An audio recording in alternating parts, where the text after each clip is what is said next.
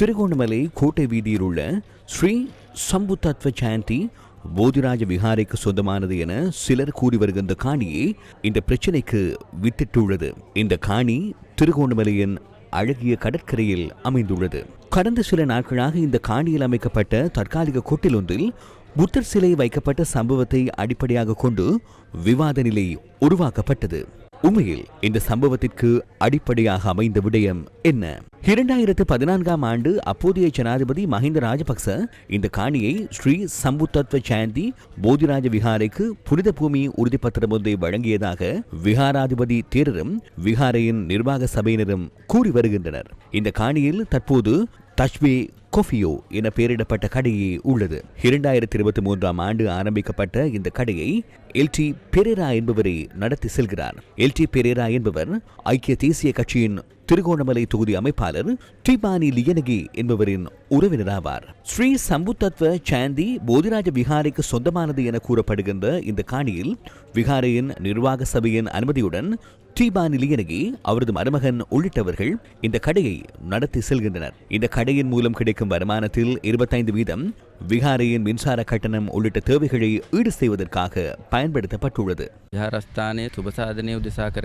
விஹாரையின் நலனுக்காக நடத்தி செல்லப்படுகின்ற இந்த காஃபி ஷாப் விஹாரையின் நிர்வாக சபையின் அனுமதியுடன் தேரரின் அனுமதியுடனும் அனைத்து நிறுவனங்களிடமும் அனுமதியை பெற்று 2023ஆம் ஆண்டு ஏப்ரல் மாதம் ஆரம்பிக்கப்பட்டு நடத்தி செல்லப்படுகிறது. இந்த கட்டுமான பணிக்கு அனைத்து நிறுவனங்களிடமும் அனுமதி பெறப்பட்டுள்ளது. அனைத்து அனுமதியும் பெறப்பட்டிருந்த நிலையில் இந்த அனுமதியை ரத்து செய்து இதனை அகற்றுமாறு கரையோர பாதுகாப்பு திணைக்களம் எமக்கு அறிவித்தது. இதனை அகற்றுவதற்கு காரணமில்லை, அனைத்து அனுமதியும் பெறப்பட்டுள்ளது.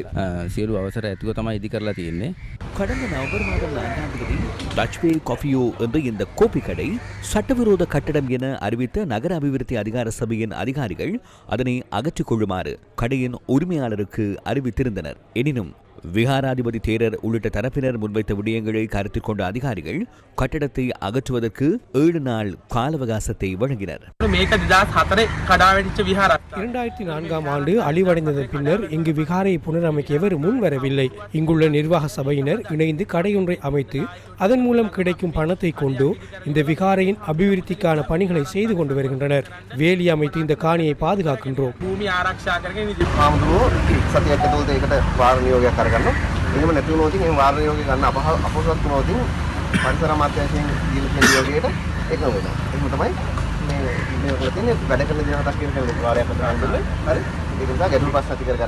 இன்றைய தினம் திருகோணமலை கடற்கரை பிரதேசத்தில் அமைந்திருக்கின்ற இந்த ஒரு ரெஸ்டாரண்டையும் 3 கற்களையும் தீர்மானிச்சிருந்தோம். அந்த வகையில் சுவாமித்வா போலீஸில் போய் ஒன்றி ஒன்று போட்டு அவர் இன்னும் ஒரு 7 நாள் காலம் அவருக்கு தேவைப்பட்டு என்று கேட்டிருக்கிறார். அதாவது எங்கள் திணைக்களத்தினால எங்கள் செக்ரட்டரினால இங்கே அனுப்பப்பட்ட அந்த அப்பில அதை கேன்சல் பண்ணி நான் ஒரு 7 நாளைக்குள்ள அந்த அப்பில திருப்பி எடுத்து வரேன்னு சொல்லியிருக்கிறார். ஆகவே நாங்கள் போலீஸில் எங்களுக்கு இந்த திட்டத்தை நடைமுறைப்படுத்துறதுக்கு எங்களோட போலீஸின் பாதுகாப்பும் நிச்சயமாக தேவைப்படுது. ஆகவே நாங்கள் இப்பொழுது சுவாமித்துவத்தையும் எங்கள் திணைக்களம் ஒத்துழைச்சி அவருக்கு ஒரு 7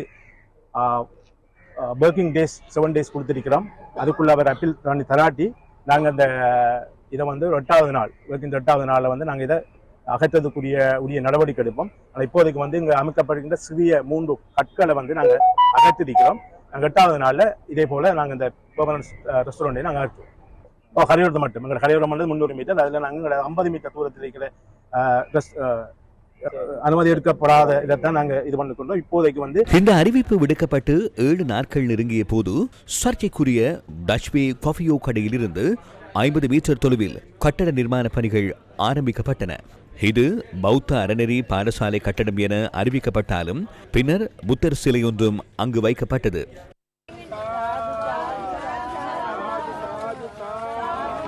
திருகோணமலைக்கு வெளிமாவட்டத்தில் இருந்து சென்ற பலாங்கொடை கசபத்தேரர் கடவத்த வேவட பகுதியில் இருந்து சென்ற துலார குணத்திலக்க என்ற இந்த நபர் உள்ளிட்ட குழுவினர் புத்தர் சிலையை அடிப்படையாக கொண்டு ஏற்படுத்திய நிலைமையே இதுவாகும்.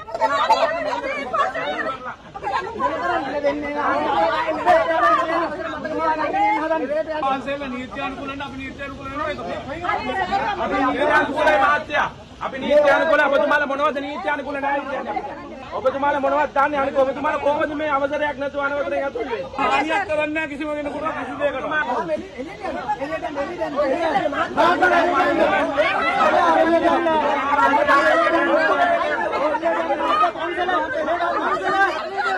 துலார குணத்திலக என்பவர் பல்வேறு பெயர்களில் ஆரம்பிக்கப்பட்டுள்ள சில அமைப்புகளை பிரதிநிதித்துவம் செய்வதுடன் நல்லாட்சி அரசாங்கத்தின் இறுதிக்கால பகுதியில் அமைச்சரொருவரின் ஊடக செயலாளராகவும் பணியாற்றியிருந்தார். போலீசார் புத்தர் சிலையை அகற்றுவதற்கு முயற்சித்ததாக கூறி நிலைமையை கட்டுப்பாட்டுக்குள் கொண்டு வந்த போலீசார் புத்தர் சிலையை மீண்டும் அதே இடத்தில் நேற்று பகல் வைத்தனர்.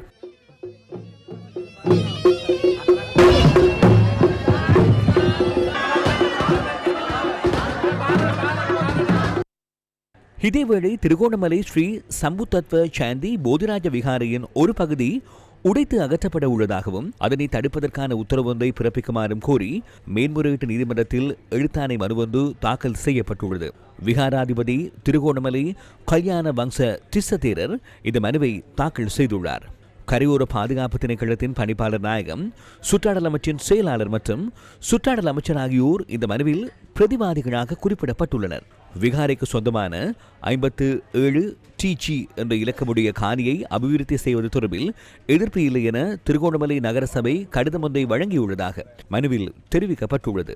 விகாரையின் ஒரு பகுதி என மனுவில் குறிப்பிடப்பட்டுள்ள பகுதியை உடைத்து அகற்றுமாறு கரையோர பாதுகாப்பு திணைக்களத்தின் பணிப்பாளர் நாயகம் 2025 ஆண்டு ஜூலை 18 மற்றும் 2025 ஜூன் 25 கடிதங்களை அனுப்பியிருந்ததாகவும் அந்த கடிதங்களுக்கு எதிராக சுற்றாடல் அமைச்சின் செயலாளரிடம் தாம் மேன்முறையீடு செய்துள்ளதாகவும் விகாராதிபதி தமது மனுவில் சுட்டிக்காட்டியுள்ளார்.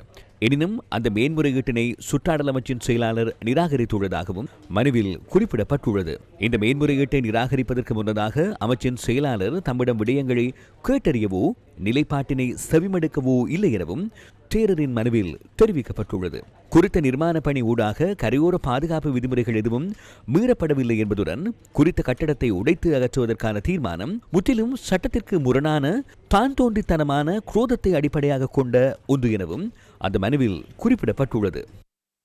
இதேவேளை திருகோணமலை மாவட்ட புத்தசாசன பாதுகாப்பு சபையின் தலைமை தேரர்கள் மற்றும் அதனுடன் தொடர்புடைய அரசு அதிகாரிகளுடன் தேசிய மக்கள் சக்தியின் திருகோணமலை மாவட்ட பாராளுமன்ற உறுப்பினர் ரொஷான் அக்மிமன பேச்சுவார்த்தை நடத்தியுள்ளார். இந்த பேச்சுவார்த்தை தொடர்பில் பாராளுமன்ற உறுப்பினர் ஃபேஸ்புக்கில் இவ்வாறு பதிவிட்டிருந்தார்.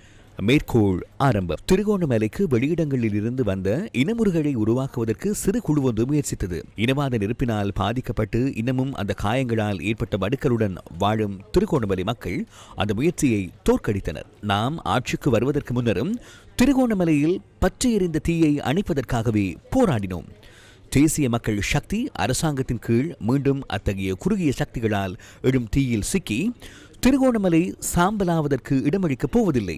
ஓரிருவரால் நடைமுறைப்படுத்துவதற்கு முயற்சிக்கப்பட்ட குறுகிய நோக்கத்துடனான சதியை தடுப்பதற்கு தலையீடு செய்த திருகோணமலை மாவட்ட புத்தசாசன பாதுகாப்பு சபையின் செயலாளர் தேரர் உள்ளிட்ட திருகோணமலையின் மூத்த தேரர்களுக்கு எமது கௌரவம் கலந்த மரியாதையை செலுத்துகிறேன். அத்துடன் திருகோணமலைக்கு வெளியிடத்தில் இருந்து வந்த சிலர் திருகோணமலையின் ஒற்றுமையை சீர்குலைப்பதற்கு சதித்திட்டம் முன்னெடுப்பதை புரிந்து கொண்டு அந்த சந்தர்ப்பத்தில் அதற்கு எதிராக தலையீடு செய்த திருகோணமலை மக்கள் தொடர்பில் பெருமிதம் கொள்கிறேன்.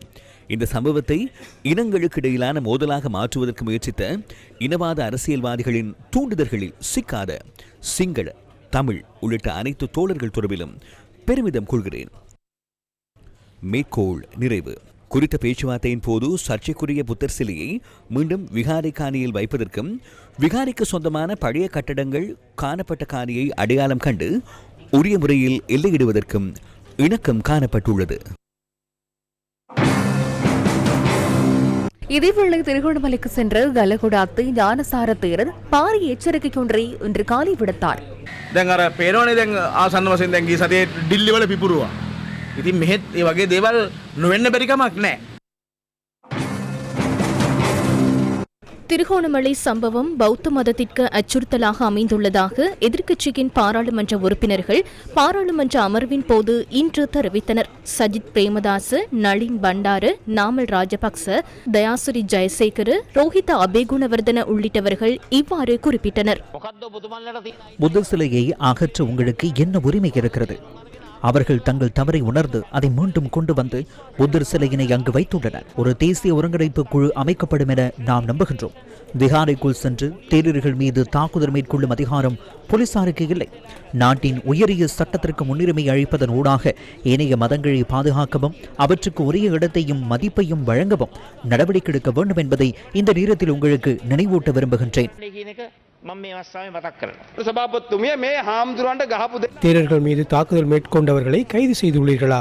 சிலையை காப்பாற்றச் சென்றதாக அமைச்சர் கூறுகின்றார். ஒரு பாராளுமன்ற உறுப்பினர் இந்த மொட்டுக்காட்சியில் உள்ளவர்கள் நாடகத்தை முறையாக நடத்த வேண்டும் என கூறுகின்றார். மொட்டுக்காட்சியின் நாடகத்தை ஐக்கிய மக்கள் சக்தியினர் தோளில் சுமந்து கொண்டு செல்கின்றனராம்.